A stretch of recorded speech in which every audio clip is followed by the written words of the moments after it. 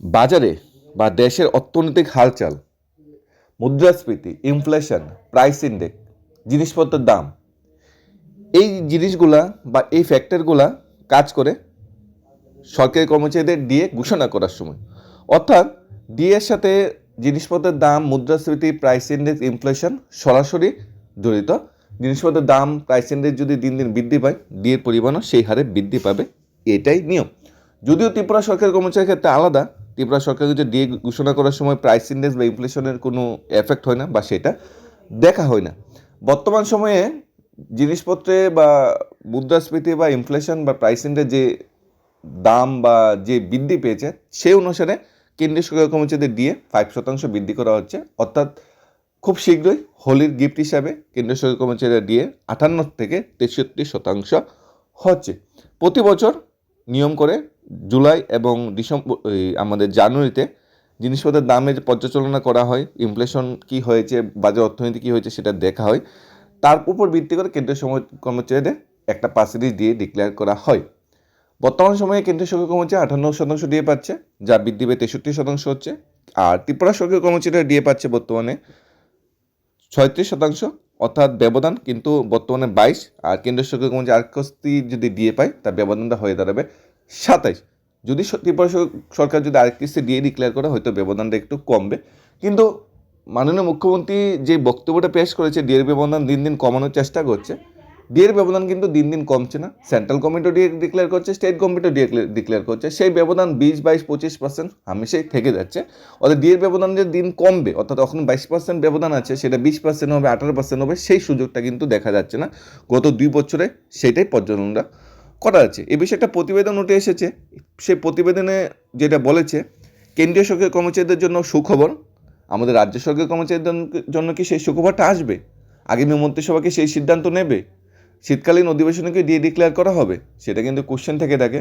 সাধারণত বাজেট অধিবেশনে গত বছর ডিএ ডিক্লেয়ার করেছিল ত্রিপুরা সরকারি কর্মচারীদের জন্য, এবং পার্সেন্টেজটা মাত্র 3% ছিল। এখন কি করে ত্রিপুরা সরকার সেটা দেখার বিষয়। কারণ ত্রিপুরা সরকার বর্তমানে ফিক্সড পে বিষয়ে একটা বেড়াজালে আটকে আছে, সেটার থেকে উঠে আসতে পারছে না। নতুন করে ডিএ ক্লিয়ার করা বা এমএসিবি এইচআরের সংশোধন, সেগুলো কিন্তু বিরাট বড় আর্থিক একটা বোঝা সৃষ্টি করবে বর্তমান সরকারের উপর। আগে অন্তত 2বার মহার্ঘ ভাতা ডিএ পাবেন তারা, 8ম বেতন কমিশন চালু হওয়ার আগে। জানুয়ারিতে প্রথম ঘোষণা হওয়ার প্রবল সম্ভাবনা রয়েছে। সাধারণত সারা ভারতে শিল্প শ্রমিকের জন্য ভোক্তা মূল সূচক এআইসিপিআই যে উপর ভিত্তি করে ডিএ ঘোষণা করা হয় সরকার। আর তাই 2025 সালের ডিসেম্বরে এই সূচকের দিকে তাকিয়ে আছেন কেন্দ্রীয় সরকারি কর্মচারী ও পেনশনভোগীরা। গত বছরের জুলাই মহার্ঘ ভাতার অঙ্ক 55% থেকে বৃদ্ধি করে 58% করেছে কেন্দ্র। নতুন বছর এখন পর্যন্ত 2025 সালের ডিসেম্বর মুদ্রাস্ফীতি ঘোষণা করেনি সরকার। সেই পরিসংখ্যান প্রকাশ করলে ডিএ কতটা বাড়বে তা নিয়ে আন্দাজ পাবেন 50 লক্ষ কেন্দ্রীয় সরকারি কর্মচারী এবং 59 লক্ষ পেনশনভোগীরা। এই আবহে পরিবহন ভাতা টিএ কতটা বাড়বে তা নিয়ে তুঙ্গে উঠেছে জল্পনা। মহার্ঘ ভাতার সঙ্গে পরিবহন ভাতা সরাসরি যোগাযোগ রয়েছে, কারণ কর্মচারীদের ডিএর সঙ্গে টিএকেও সংযুক্ত করে থাকে সরকার। অন্যদিকে মহার্ঘ ভাতা বাড়লে বাড়ি ভাড়া ভাতা বা এইচআরএ হাউস রেন্ট যেটা হয় সেটাও কোনো পরিবর্তন যদিও হয় না। কেবলমাত্র মূল বেতন যেটা বেসিক পের সাথে একটা ডিএর পার্সেন্টেজটা বৃদ্ধি করে ডিএটা ডিক্লেয়ার করা হয়। অর্থাৎ বেসিক যার বেশি ডিএর পরিমাণও তার অতটাই বৃদ্ধি পাবে। কেন্দ্রীয় সরকার যে মহার্ঘ ভাতা বা ডিএর হিসাব করা একটা সুনির্দিষ্ট পদ্ধতি রয়েছে। প্রতি মাসে সারা ভারত শিল্প সূচকে মুক্তামূল্য সূচক প্রকাশ করে সমমন্ত্রক, এর উপর ভিত্তি করে ডিএ নির্ধারণ করা হয়। 2025 সালে নভেম্বরে এআইসিপিআই যে ছিল সেটা 148.2 ছিল। বিশেষজ্ঞদের দাবি ডিসেম্বরে এই অঙ্ক অপরিবর্তিত থাকলে কেন্দ্রীয় কর্মচারীরা 5% পর্যন্ত ডিএ পেতে চলেছে। সেক্ষেত্রে ডিএর পরিমাণ 58% থেকে বেড়ে 63% হচ্ছে। বর্তমান 7ম বেতন কমিশন মেনে মাস মেনে পাচ্ছেন কেন্দ্রীয় সরকারি কর্মচারীরা। সেখানে শহর ভেদে আলাদা আলাদা পরিবহন ভাতা টিএ সেটা অ্যাড হবে। এই দেশের শহরগুলিতে আবার এক্স, ওয়াই, জেড এই 3টা শ্রেণীতে ভাগ করা আছে। এর মধ্যে এক্স শহরের সর্বোচ্চ পরিবহন ভাতা, ওয়াই একটু কম, জেড আরেকটু কম মহার্ঘ ভাতা মানে পরিবহন ভাতা পাবে। সে পার্সেন্টেজটাও একজন 1800 থেকে 2844 পর্যন্ত হতে পারে।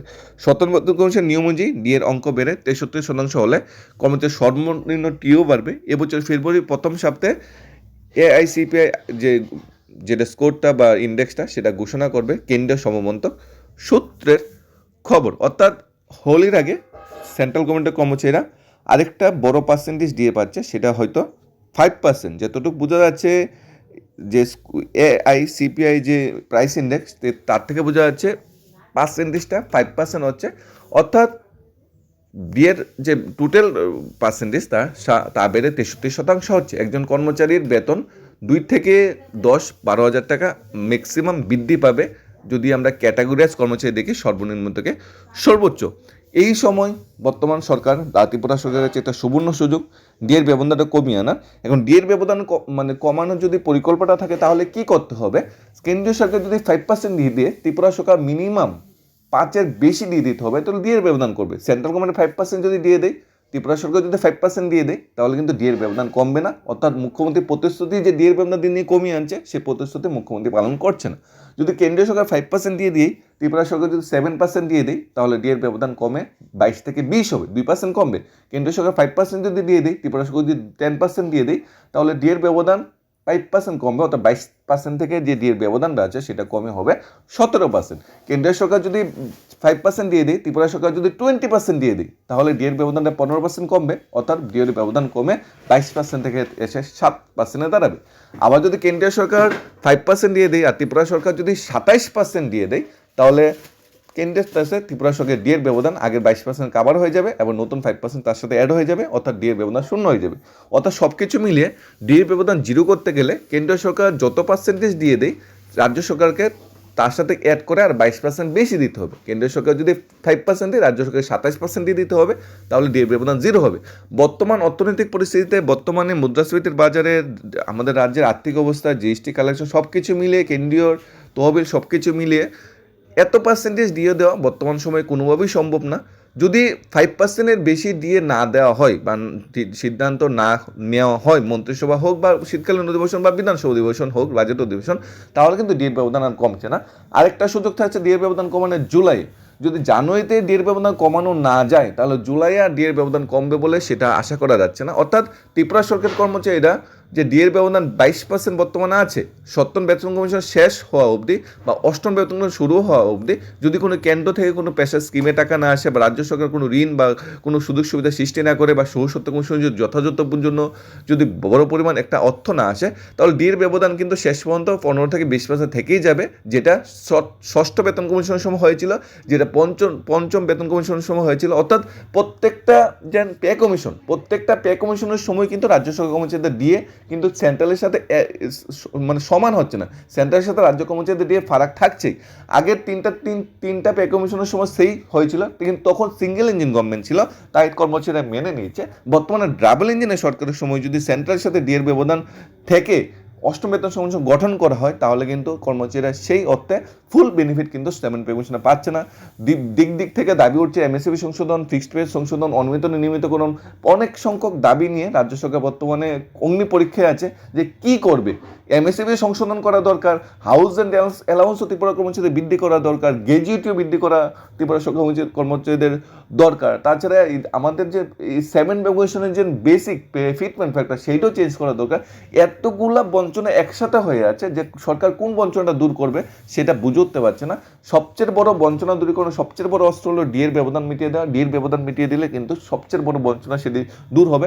পাশাপাশি এমএসএমই, হাউজেন, গ্র্যাজুইটি যে বঞ্চনাগুলি আছে সেগুলো বা ফিক্সড পের যে বঞ্চনা যেটা হাইকোর্ট থেকে রায় দিয়েছে, সেগুলো ধীরে ধীরে সরকারের দেখতে হবে, সরকার নজর আসতে হবে। কারণ কর্মচারী ভোট কিন্তু একটা বিরাট বড় ফ্যাক্টর, বিধানসভা অধিবেশন হোক, লোকসভা অধিবেশন হোক, এবং কর্মচারীর স্বার্থে কিন্তু বর্তমান সরকার প্রতিশ্রুতি দিয়েছিল যে 7 পে কমিশনের বেনিফিটগুলো দেওয়া হবে, সর্বশেষে নিয়মিতকরণ করা হবে, 10 সলিউশন করা হবে, ফিক্সড পে থাকবে না, অনিয়মিত নিয়মিতকরণ করা হবে। এই প্রতিশ্রুতি কিন্তু বর্তমান সরকার দিয়েছিল। বর্তমান সরকার এই প্রতিশ্রুতিগুলো যদি পালন করে, অবশ্যই কর্মচারীদের মনে সরকারের প্রতি একটা বিরাট বড় একটা মানে কী হবে, পজিটিভ থিঙ্কিং সৃষ্টি হবে। যদিও বর্তমান সরকার কর্মচারীরা রাজ্য সরকার খুবই পছন্দ করে, বর্তমান মুখ্যমন্ত্রীকে খুবই পছন্দ করে, কারণ বর্তমান মুখ্যমন্ত্রীও রাজ্য সরকারের কর্মচারী ছিল, এবং বর্তমান মুখ্যমন্ত্রীর উপর রাজ্য সরকার কর্মচারীর যথেষ্ট বিশ্বাস আছে, আশ্বাস আছে যে বর্তমান মুখ্যমন্ত্রী আমাদের ঠকাবে না। বর্তমান মুখ্যমন্ত্রী যে বলেছে বঞ্চনা আস্তে আস্তে কমিয়ে আনবে, সেটা কমিয়ে আনবে, এবং রাজ্য সরকারের মানে মুখ্যমন্ত্রী হিসাবে একটা শ্রেষ্ঠ সম্মান যেটা কর্মচারীদের মনে, সেটা গ্রহণ করবে। এখন দেখার বিষয় আগামী মন্ত্রিসভা বৈঠকে বা শীতকালীন অধিবেশনে কর্মচারীদের ভাগ্যে কী জুটছে। কিন্তু যেই পরিস্থিতিতে বর্তমানে সময় বা দিন কাটছে, কোনো স্পেশাল যদি প্যাকেজ না পাওয়া যায় বা রাজ্য সরকার যদি বড় ধরনের কোনো সিদ্ধান্ত না নেওয়া হয়, তাহলে ডিএর ব্যবধান কিন্তু 8ম বেতন কমিশন চালু হওয়ার আগেও কিন্তু সেই 15 থেকে 20%ই থাকছে। এখন পুরোপুরি নির্ভর করছে রাজ্য কর্মচারীদের স্বার্থ নিয়ে, রাজ্য কর্মচারীদের যে আর্থিক বঞ্চনা নিয়ে রাজ্য সরকার কী সিদ্ধান্ত নিয়ে, রাজ্য সরকারের কী পরিকল্পনা আছে তার উপর। ধন্যবাদ।